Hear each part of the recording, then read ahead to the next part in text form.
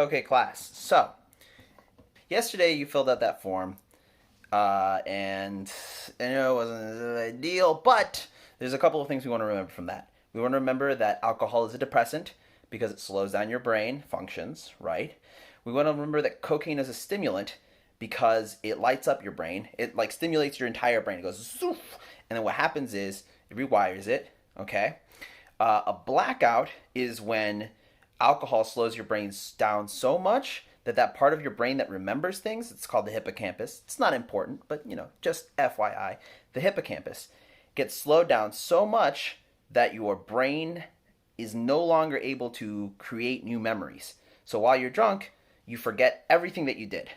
And when you're underage, especially, that that hippocampus, the part that stores all your memories, that part of your brain, can get permanently damaged. So you're just playing with fire. So, a student had asked why your heart fails when you take or what happens when you take cocaine and alcohol. Your heart fails. Yeah, it's because your heart rate is slowed by the alcohol and sped up by the cocaine. So your heart's like just doesn't know what to do and fails.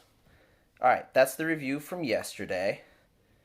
Today we're talking about the legal consequences, and we're going to do a little short writing exercise at the end of this.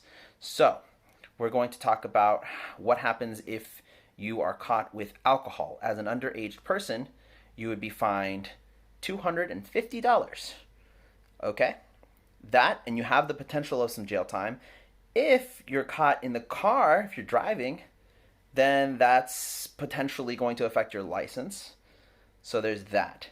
And if you are caught with alcohol and you're above age, so you're like 18 to 20, because once you're 21 you can legally drink, right? But so 18 to 20, it's $1,000, and then there's potential jail time as well as the whole driving thing. If you're caught driving, it's going to affect your license. Okay, so 250 for alcohol, 1,000 if you're above age, right? And for cocaine, it's a little more complicated. Because cocaine is entirely illegal, it has different consequences if you get caught with cocaine.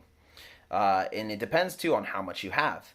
If you have a small amount, you'll get a minimum of 6 months in jail, up to 12 months, and you can get fines up to $2,500. That's if you have just a small amount. If you have more and more, it just goes up all the way up until like $20,000 and 3-year minimum in jail. So just don't do cocaine. that's the skinny of that, right? Don't have it. If you get caught with cocaine, it's a felony. So what is a felony? I had to look this up. It's actually it's very loosely defined. So the government just defines it as, like the federal government, defines it as something, a sentence that's longer than a year. But the consequences of having a felony is what's more important to remember.